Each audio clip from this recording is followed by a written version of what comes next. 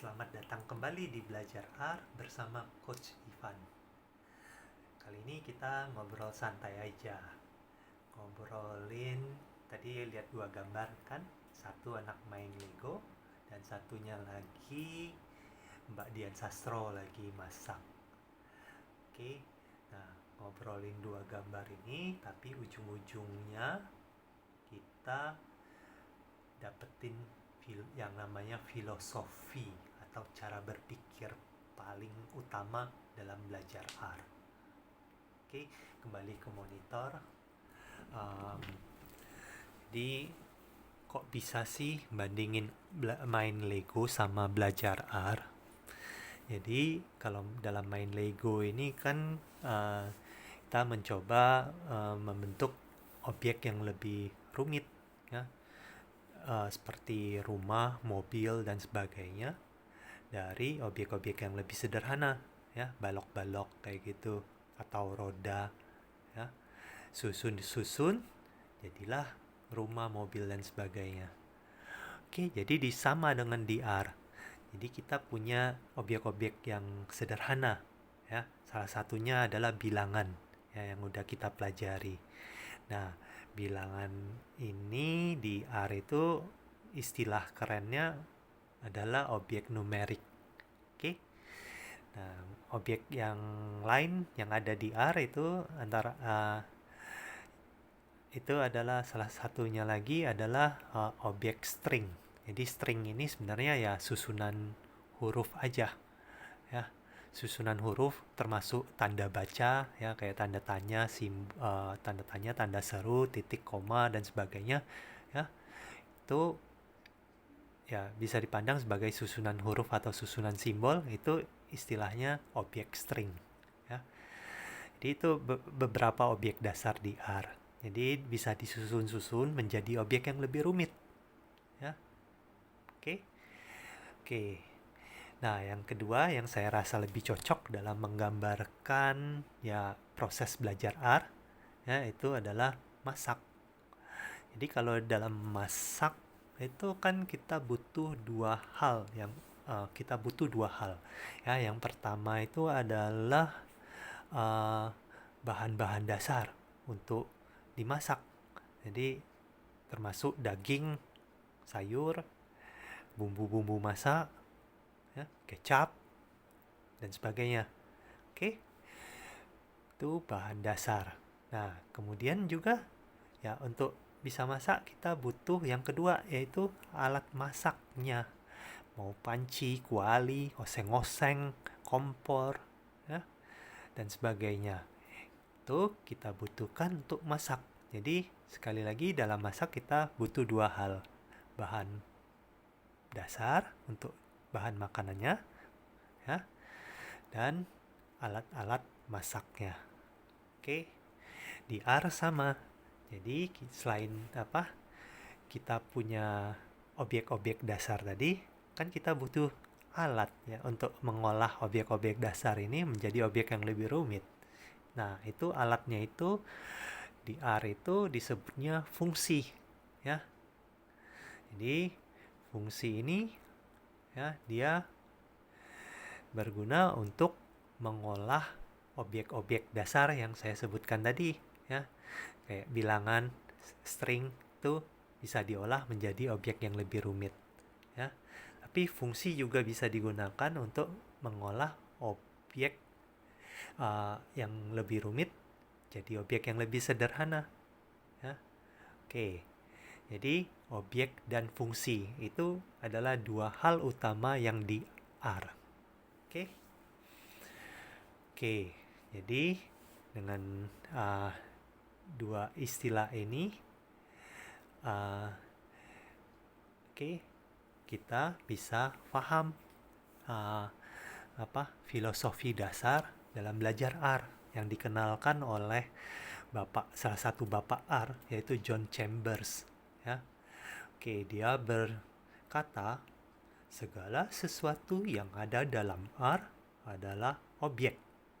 Oke, itu pertama, ya, yang pertama yang dia bilang. Oke, jadi sekali lagi segala sesuatu yang ada dalam R adalah objek. ya, mau bilangan, string, ya, fungsi juga itu adalah objek. Oke. Jadi sekali lagi segala sesuatu itu adalah objek. Oke, kemudian yang kedua, ya, segala sesuatu yang terjadi dalam R adalah pemanggilan fungsi. Ya. Jadi, ya tadi untuk mengubah satu objek menjadi objek yang lain itu kita perlu mengolah, ya, kita butuh mesin pengolahnya, ya, namanya fungsi. Ya. Jadi ya mesin ini ya bekerja, ya, menjalankan sesuatu, ya, membuat sesuatu terjadi, ya, sehingga kita mendapatkan sesuatu yang lebih rumit, ya.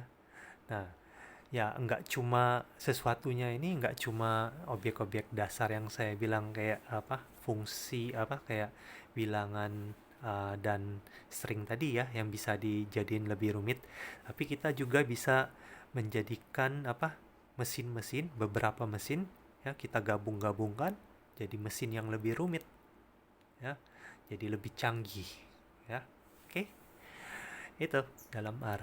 Nah, supaya lebih paham lagi, ya, mungkin sekali lagi fungsi bisa kita pandang sebagai mesin, ya. Ya, mesin pengolah objek-objek, ya. Dari satu objek ke objek yang lain, ya. Jadi kalau suatu objek diberikan ke suatu fungsi untuk diolah, itu disebutnya input, keluaran dari mesinnya, ya. Objek yang merupakan keluaran dari mesin itu disebut dengan output. Oke. Nah, ini jadi ya belajar R itu ya sebenarnya kita kayak ngertiin bahwa segala sesuatu yang terjadi di sekitar kita itu ya ada objek dan ada mesin, ya. Nah, kayak apa, dan yang contoh-contoh ada 4 contoh di bawah itu mulai dari mesin kopi, ya, mesin sederhana itu yang tergambar di sebelah kiri itu cuma saringan kopi, bubuk kopi bisa ditaruh di dalam saringannya, ya. Di bawahnya ada gelas yang udah ditambah susu. Nah, itu mesin kopi ini ya tinggal ditambah bubuk kopi, kemudian tuang air panas, dia mengolahnya dan netesin air kopi yang bercampur dengan susu yang nantinya siap kita minum. Oke.